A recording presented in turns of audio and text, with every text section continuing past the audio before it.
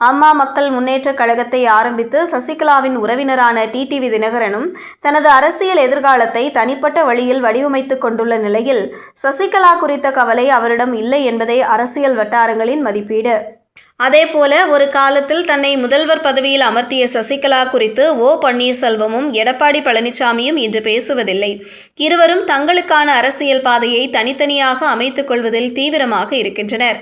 இவர்களை அரசியல் உயரத்திற்கு கொண்டு வந்த சசிகலாதான் இன்று தனிமைப்படுத்தப்பட்ட நிலையில் நிற்கிறார் என்கின்ற விமர்சனமும் எழுகிறது. இதுகுறித்து சசிகலாவின் ஆதரவாளர்கள் சிலர் கூறுகையில், இன்று சின்னம்மாவுக்கும் தினகரனுக்கும் விசுவாசமாக இருந்தவர்களில் பெரும்பாலானோர் அதிகாரத்தில் இருந்தபோது எந்த பயனும் பெறாதவர்கள். அந்த நேரத்தில் பலனடைந்தவர்கள் தான் இப்போது அவர்களுக்கு எதிராக நிற்கிறார்கள்.